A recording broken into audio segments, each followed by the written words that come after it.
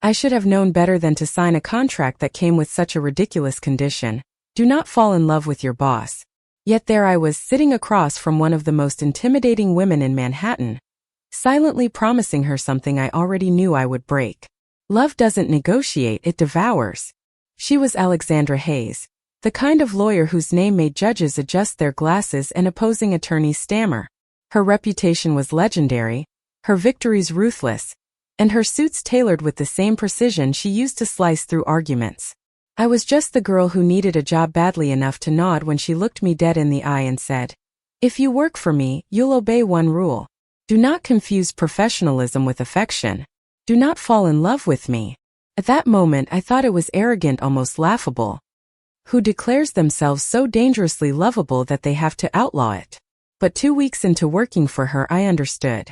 Alexandra wasn't beautiful in the way movies scripted female leads to be. She was devastating in a way that pulled you apart and rearranged you. Like she was the storm and you were foolish enough to step outside without an umbrella.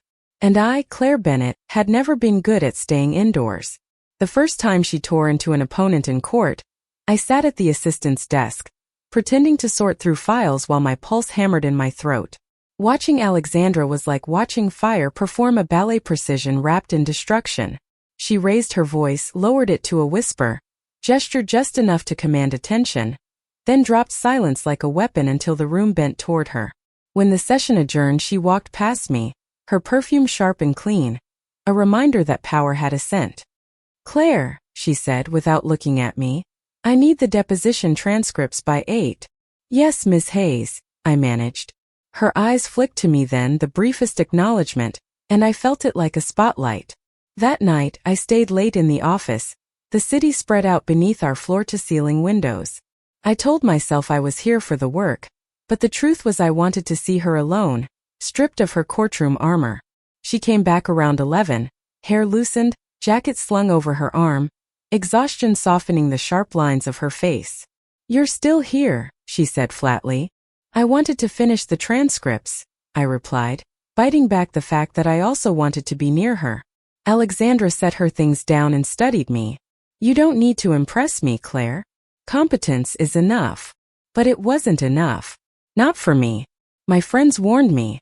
"She's dangerous," Melissa whispered over coffee one morning. "You don't take a job like that without hearing the rumors. She doesn't date, she doesn't keep anyone close. Some say she can't. Some say she won't. She made it clear," I lied. "I won't cross that line." Melissa laughed bitterly. "The line doesn't matter when you're already standing on it." I hated how right she was. Every day I woke up reminding myself of the condition, the warning stitched into the very fabric of my employment. Do not fall in love with her. And every night I went home with the echo of Alexandra's voice in my head, the flash of her smile rare, but devastating, the weight of her nearness. It wasn't just admiration. It wasn't just attraction. It was something bigger, hungrier, more dangerous. And it terrified me. The breaking point came on a Tuesday. She had just won a brutal custody battle, one that had dragged a grieving mother through hell and back. Alexandra should have been celebrating. Instead, she closed her office door and didn't come out for hours. I knocked softly, an armful of files against my chest. "Come in." Her voice was raw, stripped of its courtroom armor. I pushed the door open and found her sitting behind her desk, head in her hands, the mighty Alexandra Hayes looking suddenly, impossibly human. "I'm sorry to bother you," I whispered.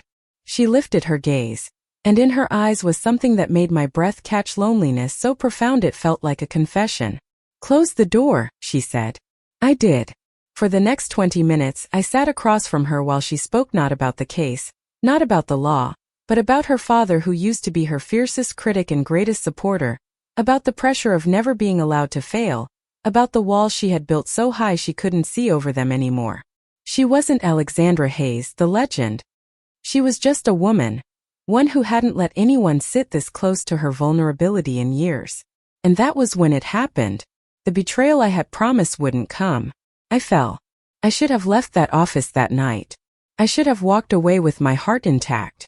But instead I found myself leaning forward, every nerve screaming at me to stop, and whispered, "You don't have to carry it alone." Her eyes widened, as if I had touched her without moving an inch. She didn't reply.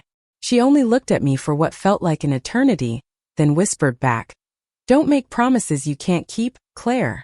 But it was too late. My heart had already chosen treason. That was the start of unspoken, dangerous, intoxicating glances that lingered too long, conversations that drifted into the personal, silences thick with unsaid words. She was the one who had outlawed love, yet she was the one pulling me into its gravity. I told myself I could manage it, that loving her silently was safer than losing her completely. I was wrong, because the universe has a cruel sense of humor, and it didn't take long before our secret, the one we hadn't even dared to name, was tested. I thought I could keep it hidden. I thought if I buried my feelings deep enough, if I tucked them neatly beneath the endless piles of case files and dictated memos, then no one would see. Not her. Not me. But hearts are terrible secret keepers, and mine betrayed me in the smallest, most treacherous ways. The way I lingered when she handed me documents, fingers brushing hers for a second too long. The way my chest tightened whenever her laughter, rare and fleeting, slipped into the room like sunlight. The way I memorized her coffee order, not because she demanded efficiency, but because I wanted to be the reason she sighed in relief when the first sip touched her lips. But pretending worked until the night of the gala. The New York Legal Foundation hosted an annual benefit, one of those glittering affairs where everyone measured themselves against everyone else by the cut of their tuxedo or the sparkle of their gown. Alexandra hated them, but she never refused the invitation. She once told me appearances were as much a weapon as logic in this city, and she wielded both with brutal skill. That evening, I zipped myself into a borrowed black dress, nerves rattling in my ribcage. I wasn't there to dazzle. I was there to assist, schedule notes, polite conversation with potential donors. But when Alexandra emerged from her office in a midnight blue gown that hugged her figure with unapologetic elegance, I forgot how to breathe. "Ready?" she asked, eyes scanning me briefly. Something flickered in them, something I wasn't supposed to notice. "Yes," I lied, because nothing about my body was steady. At the gala, Alexandra moved through the crowd like a storm disguised as silk. Every handshake, every smile was calculated, yet flawless. I followed her, clipboard in hand, trying not to let my gaze betray me. Men watched her with envy, women with admiration, and our assistant was invisible. Until he appeared. Thomas Gallagher, another lawyer, slick and charming in the way men get when they've never heard the word no. He cornered Alexandra near the bar, leaning too close, voice too loud. "Alex," he said, using the nickname she despised, "you should consider joining our firm. With your reputation, you'd double your income overnight." Her smile was polite, razor thin. "I'm not for sale, Thomas." He laughed, dismissing her refusal. His hand brushed her arm, a gesture casual to anyone else, but I saw the tension ripple through her body. My chest burned, anger clawing its way up my throat. I shouldn't interfere. Assistants don't rescue their bosses. But Alexandra's eyes flicked toward me just for a second, just enough, and I moved. "Miss Hayes," I said smoothly, stepping between them. "Your next meeting is waiting." Her relief was subtle, but I caught it. She took my cue, excused herself from Thomas, and followed me out to the balcony. The night air was cold, biting against my skin, but her presence made it unbearable in a different way. "You didn't have to do that," she said, leaning against the railing. "Yes, I did," I whispered, my voice sharper than intended. "You looked uncomfortable." Her eyes softened. For a heartbeat, the Alexandra Hayes mask slipped, and she was just a woman grateful for rescue. "Thank you." We stood there in silence, the city sprawling beneath us, neon lights painting her skin in colors I wanted to memorize. And then she asked the question that unraveled me. "Why do you care so much, Claire?" It was a knife disguised as curiosity. My chest ached with the weight of the truth pressing against my lips. "Because I'm already in too deep. Because I can't look at you without wanting more. Because the condition I promised to uphold shattered the first time you let me see you smile." But I swallowed it. I built walls out of professionalism and forced a steady voice. "Because it's my job." Alexandra studied me for so long I thought she might see through the cracks. Then she nodded, pushed off the railing, and returned to the crowd, her armor sliding back into place. But I stayed behind, staring at the skyline, my chest hollow. Lying had never hurt so much. The next weeks blurred into late nights, relentless cases, and the kind of exhaustion that made my body ache. Alexandra was tougher than steel during the day, softer only in fleeting midnight hours when we worked alone. Sometimes I caught her watching Minute with desire, I told myself, but with something equally dangerous. Need. And then came the case that nearly broke us both. It was a high-profile corporate lawsuit. Money, politics, lives on the line. Alexandra was relentless, working herself past the point of reason. She demanded perfection, and I tried to give it to her, even as the hours bled into dawn. One night, I found her asleep at her desk, head pillowed on her arms. Papers sprawled across the mahogany surface, evidence of her war. I stood there torn. She looked younger like this, vulnerable, stripped of the steel. My fingers itched to brush a strand of hair from her face. My heart screamed at me to turn away. I did neither. Instead, I whispered into the quiet room, "You don't always have to be so strong." Her eyes fluttered open. For a second, confusion. Then focus. Then something else, something sharp and raw that pinned me in place. "Claire," she murmured, voice husky with sleep. "Yes. You're breaking the rule." The world tilted. My chest seized. She knew. I opened my mouth, but no words came. And then God help Mesh reached out, her hand brushing mine across the desk, light as breath. Electricity shot through me. "I told you not to fall in love with me," she whispered. "And what if I already have?" The words slipped out, traitors to every vow I'd made. Her lips parted, shock flickering across her face. Silence stretched, taut and unbearable. Finally, she pulled her hand back as if burned. "Then you've made a mistake." The rejection cut deep, but it wasn't final. There was hesitation in her voice, pain in her eyes. She wasn't pushing me away because she didn't feel it. She was pushing me away because she did. The days that followed were agony. We worked side by side, pretending nothing had happened, but every glance was heavy, every silence deafening. She was colder, sharper, but beneath it I sensed her unraveling. Until the night everything shattered. We were leaving the office late, the streets slick with rain. A car screeched to a halt near the curb, tires hissing. A man stepped out, an ex-client, furious, unhinged. He shouted accusations, curses, threats. Before I could process, he lunged toward Alexandra. Instinct took over. I moved, shoving her back, placing myself between them. The man grabbed my arm, his rage hot and wild, but security swarmed, dragging him away before harm could finish what it started. My knees shook. My arm burned where his grip had bruised me. And then Alexandra was there, hands on my face, eyes blazing. "Are you insane?" she shouted, her voice breaking. "Why would you do that?"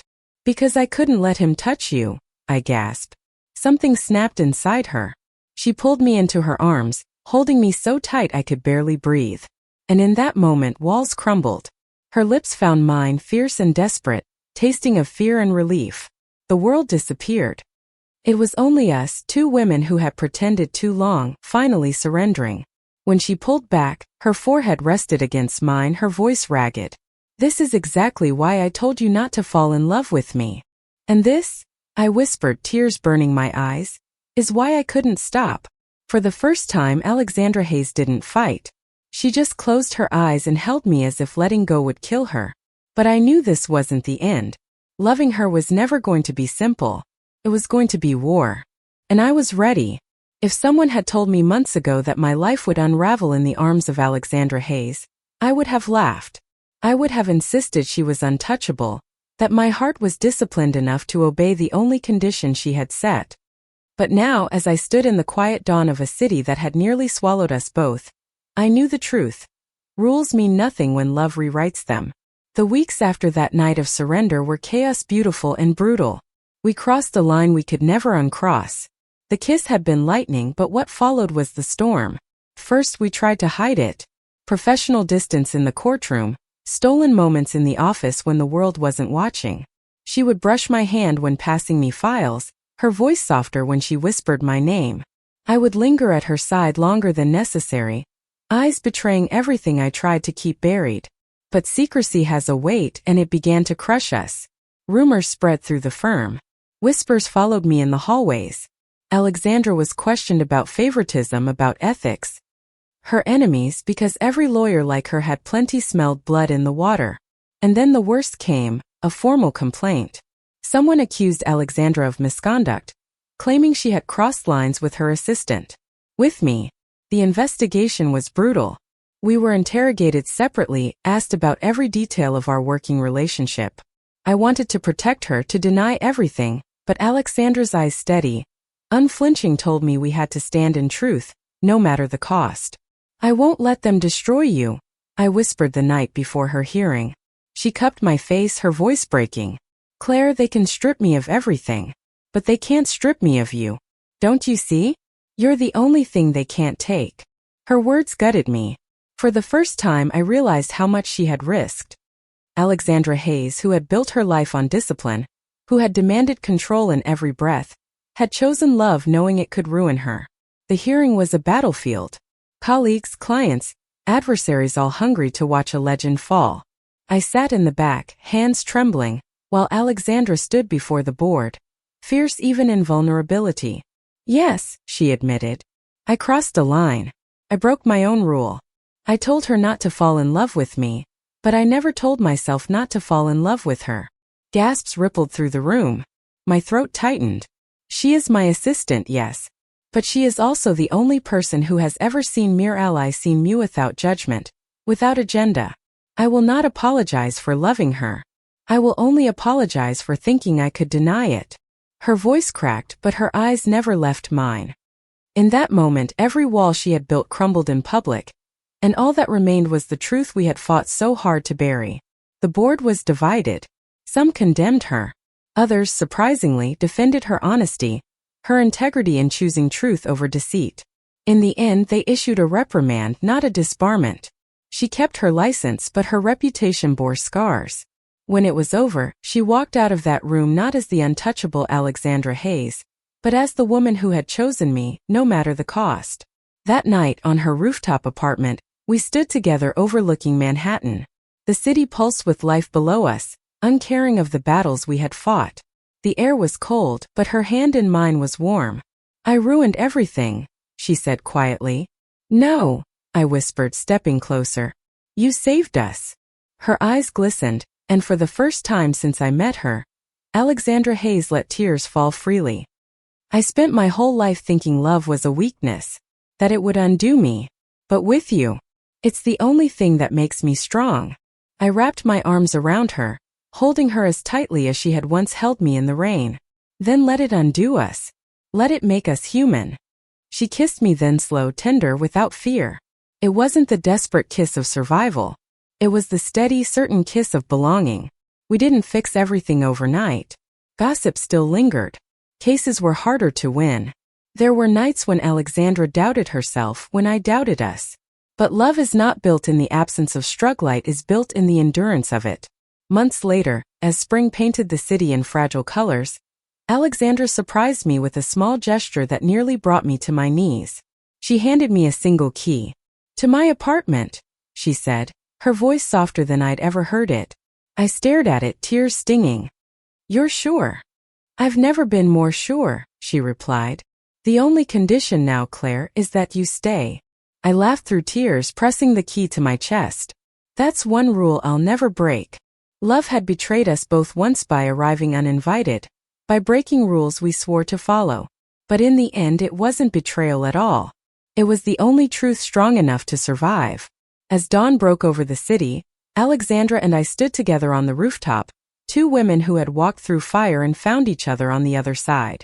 The world might never understand. It didn't matter. We did. And sometimes that's enough. The only condition had been not to love her. But conditions are for contracts.